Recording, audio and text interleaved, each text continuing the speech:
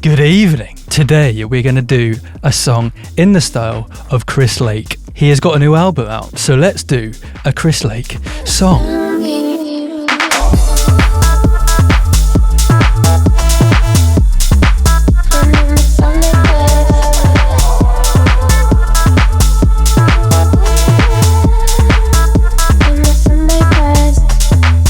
Alright, let's run it from the top.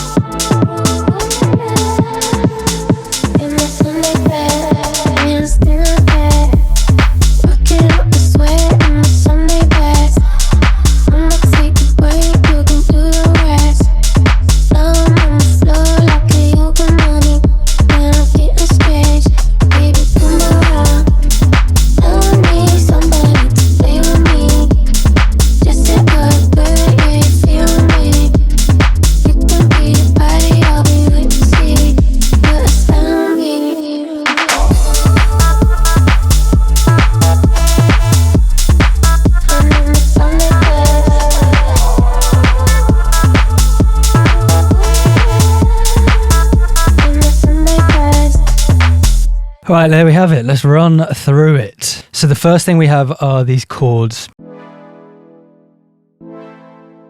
So we're playing an E major 7 and then an inverted A minor with this E down here. And then we stick with that A minor, but we have another inversion here. So technically this one and this one are the same chord, but with a different inversion. And then we just go back to this E major 7. And then this patch is just a basic mini and then a saw, 5 unison on this one, 1 unison on this one. We've got LFO 1 working on this cutoff, and this is our envelope. And on top of that, we have this little E piano, which is in factory E piano, time capsule.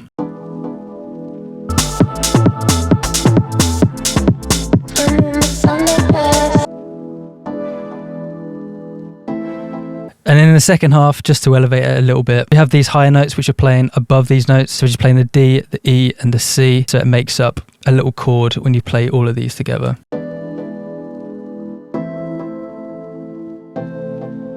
And then we have some basic drums. So we have a kick, quite a stompy kick. And I've noticed that Chris Lake does something really interesting with his hi-hats, which I've never picked up on before, but I think is a really effective technique. So he effectively has 3 hats on the go at any one time. Normally you'd have like the same hat on the offbeat like this. But what Chris does is he switches every other hi-hat up. So the first and the third tend to be the same, and then the second and the fourth he changes. So we have this sort of basic short hi-hat for the first and the third, and then for the second we have one that's a little bit longer, and then for the fourth we have one that's even longer than that. So it adds to the groove and makes it feel like a human is playing it. So this last one mimics a hi-hat opening. If you hear all of those together, it has a much nicer groove than this does. So even though there's not many drums going on in this section, there's still something that your ear is hearing that it's excited about. I've added this little shuffle, and I find it's really useful when you're adding these hi-hat shuffles to put the clip on loop and then loop it all the way around. When you loop it, it means you can change all of them at the same time. So you can get the swing while the song is playing. So if you loop it like this,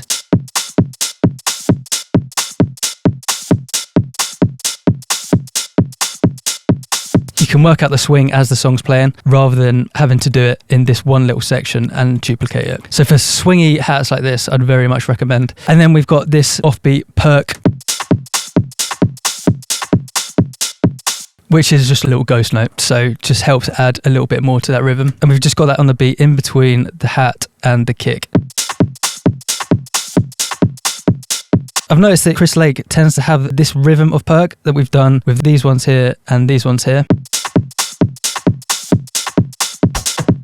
And he tends to have these perks that are doing this last sort of response. They tend to have a lot of low end in them, which is quite surprising. You'd sort of automatically think that you'd want to high pass these and get rid of the low end. But actually he leaves a lot of that low end in. And as long as it's not like really fighting with the bass, it's a really effective thing to do. It's something to keep in mind because you don't always have to get rid of all of those lows.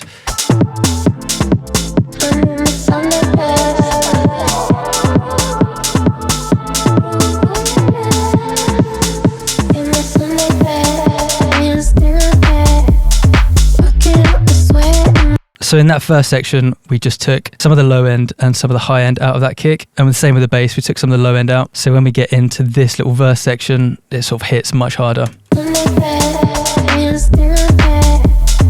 And then I have this reverse kick. So I've just taken this kick, put it into an audio track and then pressed R and reversed it. So we're just doing a reverse sweep with the kick.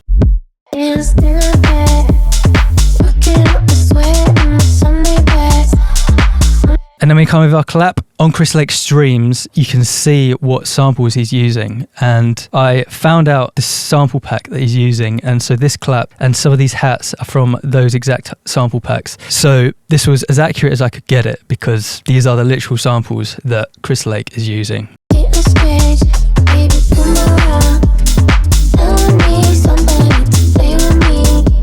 Then we just add in a little hi-hat on top.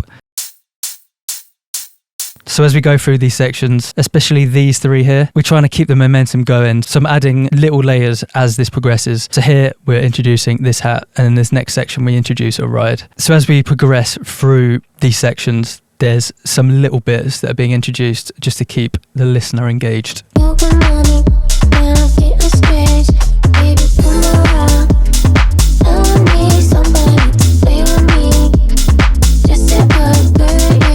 Bring these chords back in. This time I'm just using a different preset from Factory E-Piano, Ethereal Planet.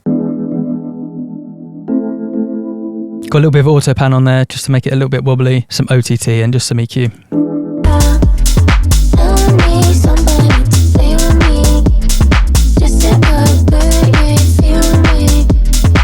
We're adding these little delay throws for these vocals. So we've got these gaps where the vocal stops. So just to fill in those little gaps, I've created a new audio track and just copied these last notes down. And then we've put a delay on there, 100% wet. So without that,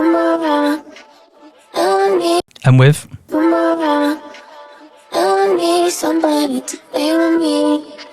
so you just get those little ping pong delays that just help to fill in these little gaps with the vocal.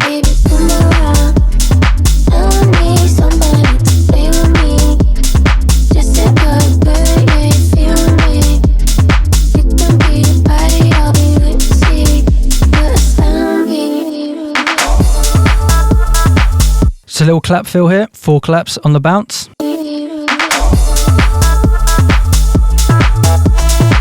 And then just for these sections, I've added a top kick.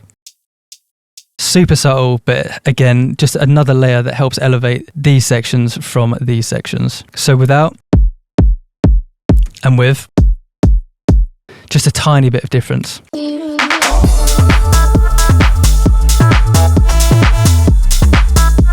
And then here we're introducing this ride. Helps elevate that energy again. And for this bass, we are just playing the root notes of these chords. So our roots are our E, A, C, and our E. And then we're just flicking up to the octave above. And instead of doing back to this E, we have these little bridge notes. So it makes the kind of melody of the bass a little bit more interesting.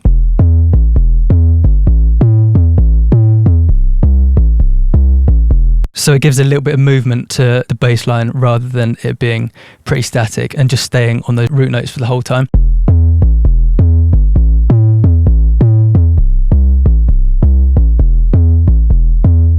And that is a super simple patch. It is analog BD sign. This is our envelope. We've got LFO1 and LFO2, both affecting the main tune. So our LFO1 is on 2%, LFO2 is on 20%. So that's what gives it that almost 808 vibe. So it has that click at the start. So if we didn't have that, doesn't have that snap at the start, and then we put those back in. And then we've just got a bit of distortion on there, a bit of hyper and a bit of compression. And then this lead is just in analog acid. We've got some distortions, a bit of EQ, bit of hyperdimension, a bit of chorus, a bit of reverb. And then this little Reese fill is just a saw with a high pass on there. We've got LFO1 affecting the level at 16 triplets, so that's what gives it that brrrr. And then LFO2 is on our fine tune, so again that helps it wobble the tuning a little bit. You can do that even more if you wanted to, or you can do it a bit less. So it just shifts the pitch up and down really quickly. Again, this is at 1/16. And then we've got a compressor on there, a bit of hyper and a bit of distortion. And then right at the end of the section, I've got this Endless Smile, which just kicks up and gives a little reverb throw on there.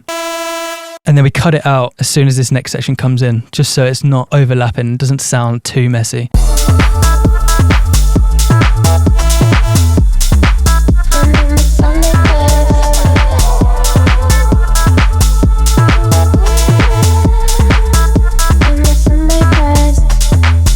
And there we have it. Thank you very, very much for watching. And I do hope it's helped. If you haven't subscribed already, please do, because it helps an awful lot. Thank you very much, and love to your mothers.